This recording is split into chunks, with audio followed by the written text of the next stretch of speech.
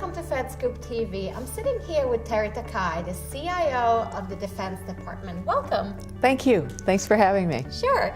Talk a little bit about in what ways DOD has embraced mobility. Well, mobility is essential for DOD in terms of the support for the warfighter.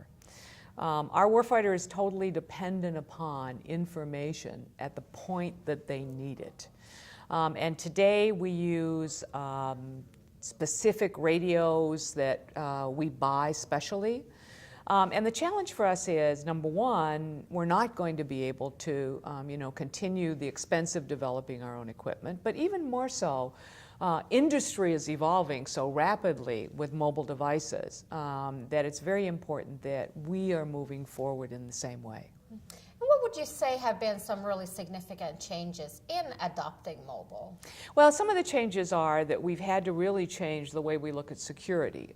We have to have mobile devices that operate at an unclassified, classified, and top secret level.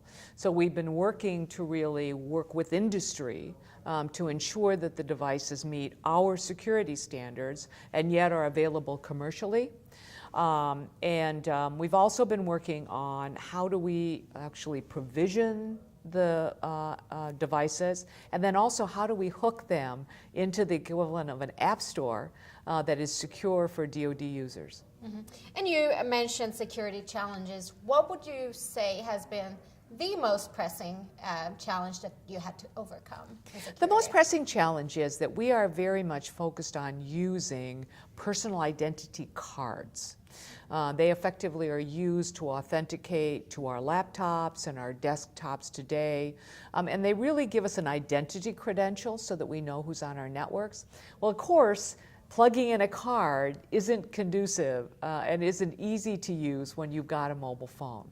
So we're focused on what are the kinds of credentials that'll give us the same security by perhaps swiping the card, if you will, quote, once, and then having those credentials be a part of the device, but then being able to ensure that if the device is lost, we're not going to have inadvertent access to that device. Mm-hmm. And looking at the future, how do you see the next-gen mobile workforce looking like? Well, I think the next-gen mobile workforce, first of all, for DOD, is going to be equipped with more of the commercial mobile devices than our own unique mobile devices.